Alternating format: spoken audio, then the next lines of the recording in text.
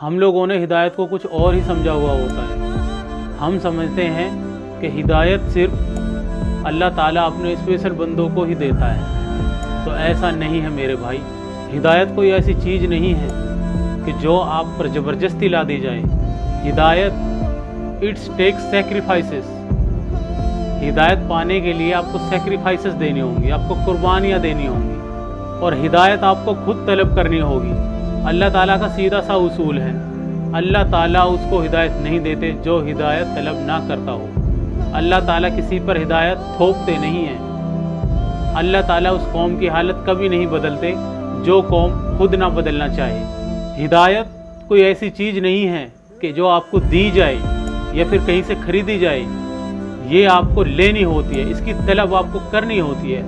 एक हमारे पास बहुत अच्छा सा एक्सक्यूज़ होता है कि अल्लाह चाहेगा तो हिदायत हमें भी मिल जाएगी। अल्लाह तो चाहता है कि आपको हिदायत मिले, लेकिन आप खुद नहीं चाहते। हिदायत मिलना आप क्या समझ रहे हैं कि किसी दिन चुपके से कोई फरिश्ता आपके कान में आके कहे कि आपको हिदायत मिल गई है, तब आपको हिदायत मिलेगी? ऐसा नहीं है मेरे भाइयों। हिदायत पाने के लिए आपको हरामकारी छोड़नी होगी।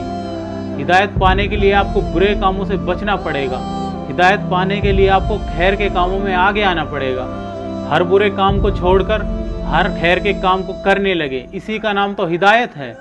असल में हम क्या चाहते हैं? सूद का लेन देन भी हम बंद ना करें, बहनों की विरासत भी हम खाकर ही मरे, जिनाहकारी से भी हम दूर ना हो, सारी बुराइयां हम साथ में लेके चले और हमें हिदायत भी मिल जाए।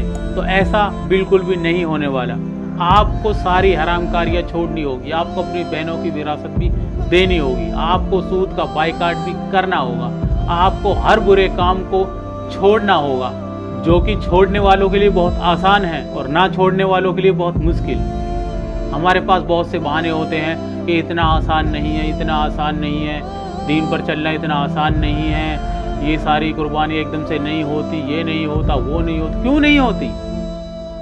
आप नौ मुस्लिम्स को देखो, गैर मुस्लिम जब इस्लाम लाते हैं वो तो हर चीज़ छोड़ देते हैं। माँ बाप, भाई बहन, मियाँ बीवी, गांव, ज़मीन, जायदाद, हर चीज़ की सेक्रीफाइसेस वो देते हैं, हर चीज़ की कुर्बानी वो देते हैं। तो आपसे इतने छोटे छोटे काम क्यों नहीं होते?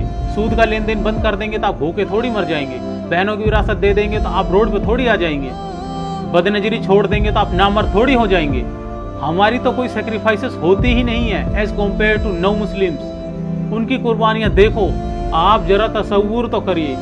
फर्ज कर ले आप किसी गलत रास्ते पे चल रहे होते, उसके बाद आपको पता लगता कि हक का रास्ता कोई दूसरा है, तब आपके पास सिर्फ दो ही ऑप्शन होते, या तो अल्लाह जिसने पूरी कायनात को बनाया, या फिर वो हर चीज़, वो हर अजीज चीज़, माँ बाप, भाई बहन, मियाँ बीवी, ज़मीन जायदाद, गांव, मोहल्ला, यार दोस्त, जो लोगों के लिए अजीज चीज़ें होती हैं, जिनको छोड़ना आसान नहीं होता, तब आप क्या करते? कैसे फैसला लेते? एक बार आप खुद को इस सिचुएशन में रखकर देखिए तो सही, आपकी रूह कांप जाएगी। मुझे हिदायत कैसे मिली?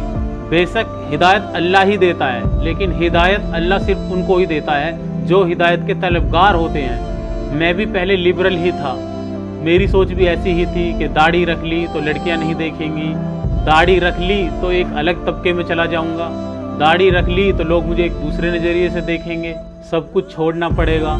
इस तरह का जहन मेरा भी था, जैसे कि आजकल नॉर्मल नए लड़कों का होता है। मैं भी खुद को दुनिया के हिसाब से ही चला रहा था, जैसे सब चल रहे हैं, लोगों को देख देख के फला भी तो ये काम कर रहा है, फला भी तो वो काम कर रहा है, फला ये काम नहीं करता, फला वो काम नहीं करता, ये काम मैंने कर लिया तो क्या हुआ, वो भी तो करता है। ये सब खुद को एक्सक्यूजेस दे देकर मैं अपनी ज़िंदगी को तबाही पर लेके चल रहा था। लेकिन एक दिन मैंने अपनी ज़िंदगी में स्टॉप लिया और थोड़ी सी गौर फिक्र करी कि मैं ये क्या कर रहा हूँ, इस ज़िंदगी से क्या हासिल होगा, मैं किस लिए बनाया गया हूँ, किस लिए मुझे इस दुनिया में भेजा गया है, क्या मैं उसके लिए तैयारी कर रहा हूँ, क्या मैं सिर्फ दुनिया में इसलिए आया हूँ, खाया पिया हंगा मूता मर गया चला गया, क्या मैं सिर्फ इस वजह से आया हूँ इस दुनिया में? जब मैंने गौर फिक्र किया, फिर उसके बाद मैंने दाढ़ी भी रखी। जब मैंने दाढ़ी रखी तो मैंने देखा ये तो ऑटोमेटिकली इतने सारे गुनाहों से खुद रोक देती है। कुछ भी आदमी गलत करने का सोचता है तो फौरन एक नोटिफिकेशन आ जाता है दिमाग को, हो तूने दाढ़ी रखी हुई है, ये चीज़ तेरे लिए सही नहीं है। कोई और काम, मूवी देखने का मन होता है, यार मूवी देखने जाना है थिएटर में, फौरन से एक रिमाइंडर आ जाएगा, नहीं तूने दाढ़ी रखी हुई है, तू मूवी नहीं देखेगा। म्यूजिक सुनना है, कोई गाने वगैरह सुनने, फौरन से दिमाग में आ जाएगा तूने दाढ़ी रखी हुई है, तू गाने नहीं सुनेगा।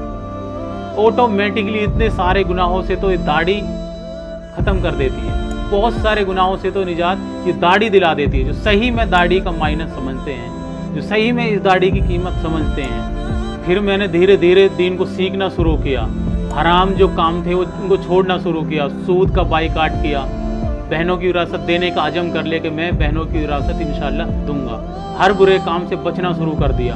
और यूट्यूब के जरिए से, यूट्यूब के माध्यम से दीन एक्चुअल में है क्या उसको सीखने पर ध्यान कर दिया, उसको सीखने पर ध्यान लगा दिया। ये नहीं कि जो आजकल बस रूटीन में चल रहा है, नमाज पढ़ी, रोज़ा रखा, साल में कुर्बानी कर दी, बस ये सब कुर्ता पजामा पहन लिया, दाढ़ी रख ली, इसके बाद बस हटो बच्चों, ये वाला काम नहीं। दीन एक्चुअल में है क्या, इसकी रिक्वायरमेंट क्या है, क्या काम हमें करने चाहिए, क्या नहीं करने चाहिए, सही मायने में इसको सीखने की फिक्र ली। जो फिक्र ली तो सामने आया, उसके बाद मुझे पता चला कि तो बारातों में जाना ये चीज़ गलत है, ये मुसलमानों पे ऐसे ही बोझ डल रही है, ये इस्लाम में है ही नहीं। निकाह के मौके पे लड़की वालों की तरफ से कोई दावत ही नहीं है, भात छूचक जिनमें हमारी कौम बर्बाद है, ये तो इस्लाम में है ही नहीं। इस्लाम ने तो इंसान को इतना सिंपल कर दिया, इतना फ्री कर दिया, उस पर तो बोझ डाला ही नहीं है, उस पर तो किसी भी तरह का बोझ डाला ही नहीं है। इतना आसान इंसान के लिए ज़िंदगी बना के दी है, अगर वो सही मायने में इस्लाम पर गुजारेगा तो उसको इतना शांति, इतना पीसफुल इस्लाम है कि मैं बयां नहीं कर सकता। इतना आसान लोगों के लिए कर रखा है, लड़के के लिए भी इतना आसान, महर 8-10 हज़ार रुपये उसकी कम से कम मिकदार, इतनी भी महर आदमी दे सकता है। उसके लिए भी दूसरा ऑप्शन रखा है, अगर वो इंस्टेंट पैसे नहीं दे सकता है तो वो उधार भी लिखवा सकता है महर। और लड़की वालों की तरफ शादी ब्याह के मौके पे, निकाह के मौके पे लड़की वालों की तरफ 1 रुपये का जिम्मा नहीं लगाया खर्चे का। निकाह के मौके पे क्या खर्चे होंगे, छुआयरे अगर बांटेगा तो मर्द बांटेगा, मर्द की तरफ से बांटे जाएंगे, लड़के वालों की तरफ से बांटे जाएंगे। महर देगा तो लड़का देगा, वलीमा करेगा तो लड़का करेगा, लड़की वालों पर 1 रुपया बोझ नहीं लगाया अल्लाह ने। लेकिन हम देखें तबाही मची हुई है, जिस घर में लड़की की शादी उस घर में देखो बवाल मचा होता है, बारात आ गई जी, भाग रहे हैं इधर उधर, ये अरे कोई कहीं सुनवाई ना हो जाए, कहीं कोई कमी ना आ जाए।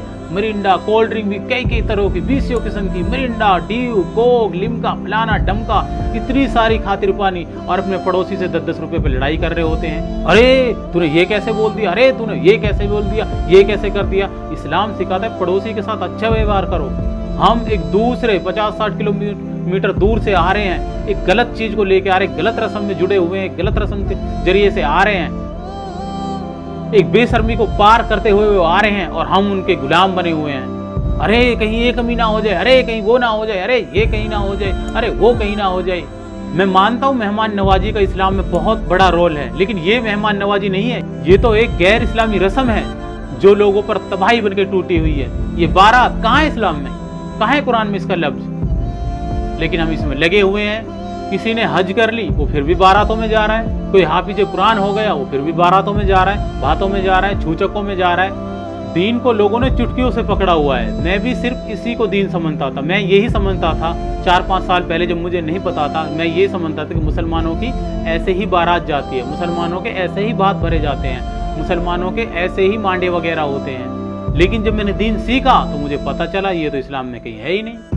बहरहाल हिदायत पाने के लिए सेक्रीफाइसेस तो देनी ही होती है, इसका तो मैं इनकार नहीं करूँगा, क्योंकि आपको जो आपके बुरे दोस्त थे या फिर लिबरल दोस्त थे उनको भी आपको छोड़ना होता है, अच्छे दोस्त आपको बनाने होते हैं, जो अच्छे लोग होते हैं, अच्छे दीनदारों के साथ रहोगे तभी आप अच्छे दीनदार बन पाओगे। तो सेक्रीफाइसेस तो होती हैं, कुर्बानियाँ तो देनी होती हैं, अपने यार दोस्त भी छोड़ने पड़ेंगे, हराम खाना भी छोड़ना पड़ेगा, हरामकारी भी छोड़नी पड़ेगी, हलाल पे आपको आना पड़ेगा। और जाहिर सी बात है हलाल बेशक कम ही होगा, लेकिन हलाल जब आपके जिस्म में जाएगा तो आपको उससे उस हराम खाने से ज़्यादा उस हलाल खाने पर सुकून मिलेगा। तो मैंने जब यूट्यूब पे लोगों को सुनना शुरू किया, अल्लाह ताला डॉक्टर इसरार अहमद रहमतुल्लाह अलैहि को जन्नतुल फिरदौस में आला से आला मकाम अता फरमाए। डॉक्टर इसरार अहमद रहमतुल्लाह अलैहि, उन्होंने जिस तरह से कुरान का खुलासा किया है शायद ही किसी ने किया हो, उन्होंने जिस तरह दीन का खुलासा किया है शायद ही किसी ने किया हो।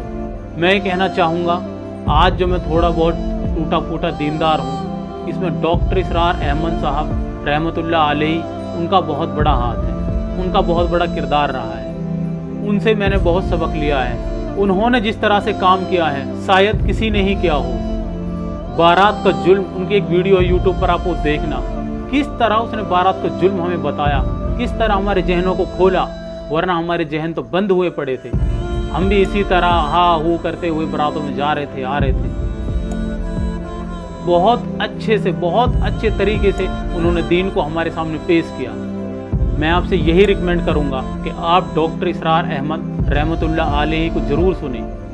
बस मैं आखिर में आपसे यही कहना चाहूँगा, अगर आपको हिदायत लेनी है तो आपको कुर्बानियाँ देनी होंगी। बगैर कुर्बानियों के हिदायत नहीं मिलती, और आपके बगैर चाहे आपको हिदायत नहीं मिलेगी। अल्लाह ताला आप पर हिदायत थोपने वाले नहीं हैं। आप अगर ये समझते हैं कि जैसे आपकी लाइफ चल रही है वैसे ही चलती रहे और आपको हिदायत मिल जाए, तो ये होने वाला नहीं है। आपको हर हराम काम छोड़ना पड़ेगा, खैर के कामों में आगे आना पड़ेगा, तब जाकर ही आपको हिदायत मिल पाएगी। आप इस दुनिया में क्यों आए, इस पर आपको गौर फिक्र करनी पड़ेगी। आप इस दुनिया से चले जाएंगे तो आपके साथ क्या जाएगा, इस पर आपको गौर फिक्र करनी पड़ेगी, तभी आपको हिदायत मिल पाएगी।